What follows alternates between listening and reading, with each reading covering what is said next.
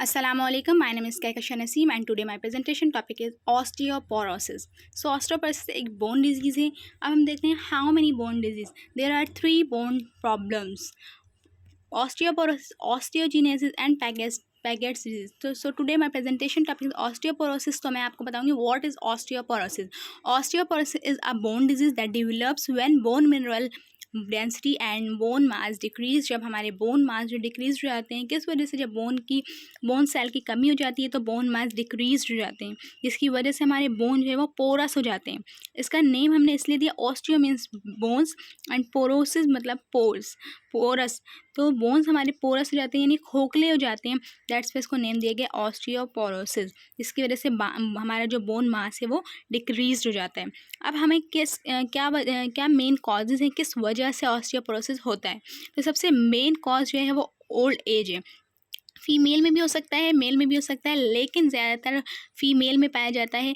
और फीमेल में after menopause वो सफ़र करती हैं ऑस्टियोपोरोसिस से, और मेल में जो है after the age of 60 to 65 वो सफ़र करते हैं ऑस्टियोपोरोसिस से.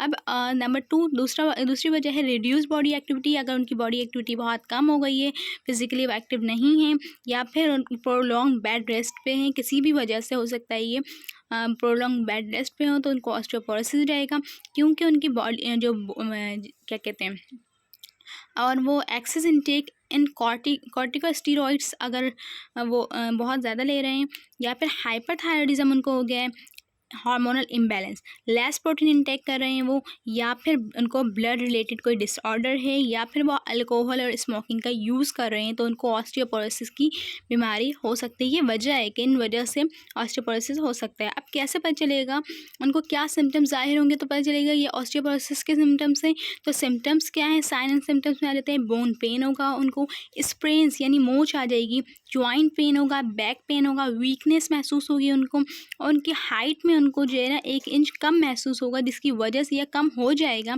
जिसकी वजह से उनको अपना जो नेचुरल पोस्चर है उसमें चेंजिंग महसूस होगी, और शॉर्टनेस ऑफ ब्रीथिंग भी हो सकती है. उसके अलावा जो है, अब एक पेशेंट को ऑस्टियोपोरोसिस के सिम्टम्स ज़ाहिर हो रहे हैं, तो उसे पता कैसे चलेगा कि भाई मुझे ऑस्टियोपोरोसिस की बीमारी हो गई है? सो क्या करवाएगा वो? डायग्नोस्ट करवाएगा. द मोस्ट कॉमन टेस्ट है बोन के लिए वो है डेक्सा जो है वो बहुत क्विकली होता है, क्विक टेस्ट है, पेनलेस है और नॉन इन्वेसिव टेस्ट है ये.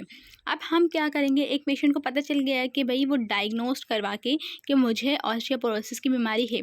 अब वो क्या करेगा, किस तरह इलाज करवाएगा? तो इलाज इसका कोई है नहीं प्रॉपर, लेकिन हम ट्रीटमेंट के ज़रिए उसको ख़त्म या स्टॉप या स्लो कर सकते हैं. सो हम मेडिसिन्स का यूज़ करेंगे जो कि बायोफॉस्फोनेट्स हैं. इसमें बोनाइवा एंड एलेंड्रोनेट आ जाते हैं. इंजेक्शंस लगते हैं कुछ पेशेंट्स को हर 6 महीने बाद लगते हैं इंजेक्शंस, कुछ पेशेंट्स को हर 1 साल बाद लगते हैं, और कुछ पेशेंट्स को डेली बेसिस पर इंजेक्शंस लगाए जाते हैं. और ट्रीटमेंट हम किस तरह कर सकते हैं? वेट बेयरिंग एक्सरसाइज करके, हम अपना डाइट चेंज करें, यानी कि कैल्शियम सप्लीमेंट्स का यूज़ करें, विटामिन डी और प्रोटीन रिच डाइट जो है वो इनटेक करें, hormonal and non hormonal treatment करवाएं अगर तो ये जो है हाइपरथायरॉइडिज्म की वजह से ये ऑस्टियोपोरोसिस हमें हुई है या किसी पेशेंट को हुई है.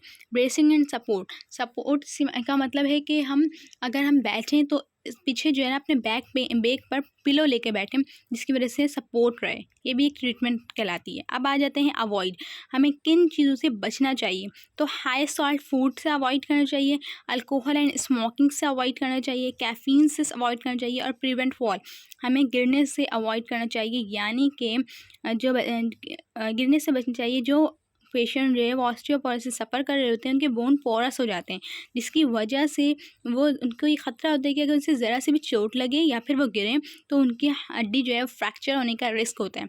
इसलिए उन्हें इन सारी चीज़ों की एहतियात की ज़रूरत है. Thank you for listening my presentation.